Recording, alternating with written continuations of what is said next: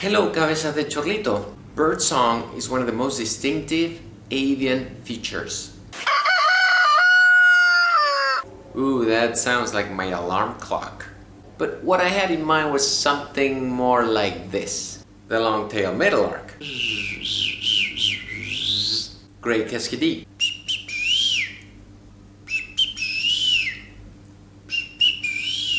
Rufous Hornero.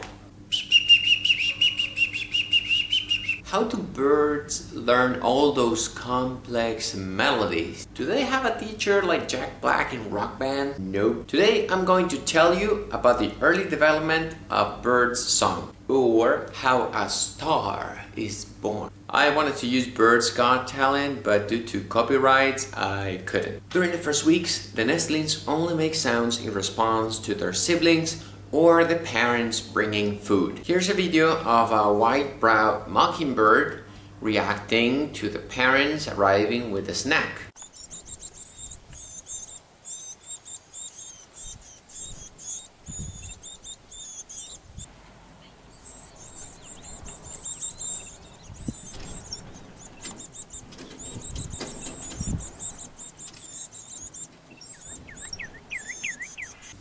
As you can see, this is not much of a song. It's just a means to get attention and get a better share of the meal. And of course, get fed first. Squeaky wheel gets the oil. Baby humans do something very similar and it sounds like this. Daddy, daddy, daddy, daddy, daddy, daddy, daddy, mommy, mommy, mommy. Most songbirds undergo something that is known as the sensitive period. What is a sensitive period? A period in which the young songbird is better equipped to memorize the sounds of its own species. The favorite species to study this period is the white-crowned sparrow. Imagine the following experiment. A nestling of white-crowned sparrow is exposed to stimuli only coming from a speaker. Studies have shown that it's easier for them to learn and memorize the songs between day 15 to 50. After that, it becomes somehow more difficult for them. Now imagine that the speaker is taken away and the nestling is introduced to a tutor. Learning seems to be easier, but the curve is not as effective as the first couple of weeks. As a general rule, birds with a well-defined sensitive period develop their repertoire during their first year and then they hardly ever modify it in later years. Many songbirds are very selective on what they learn. They have a natural bias towards learning songs and sounds that somehow match the ones of their own kind. This safety mechanism protects the nestling from learning a sound that comes from a neighbor. This mechanism, however, is not perfect and it can be overridden. During an experiment, scientists put a nestling of a white-crowned sparrow with a song sparrow.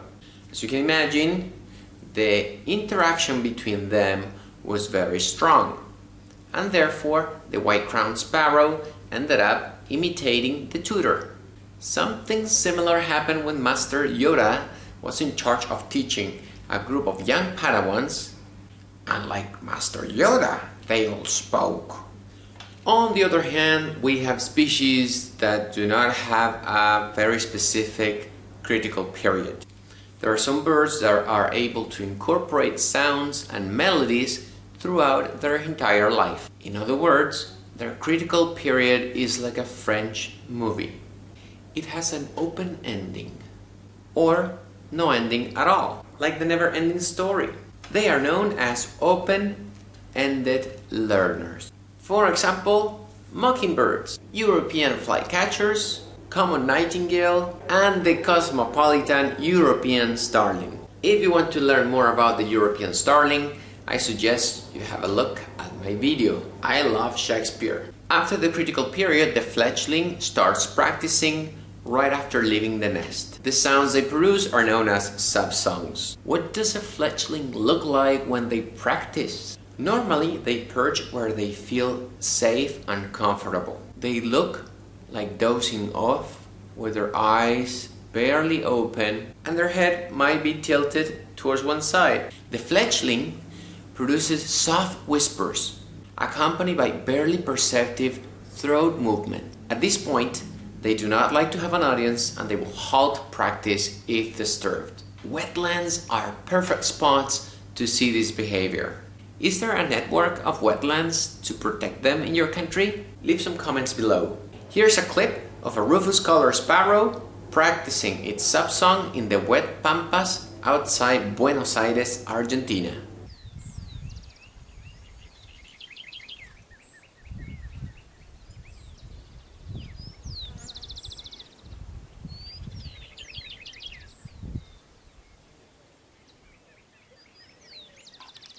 Have you noticed that before you go on stage to sing karaoke, you think of the song and whisper softly?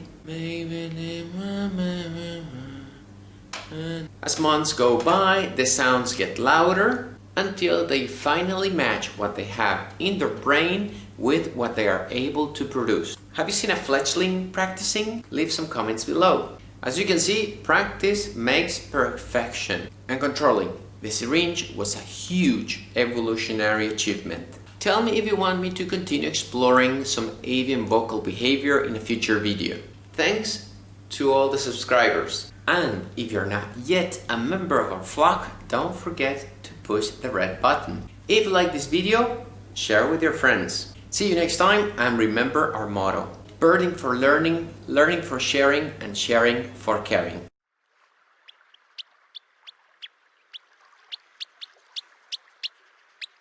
To the never-ending story,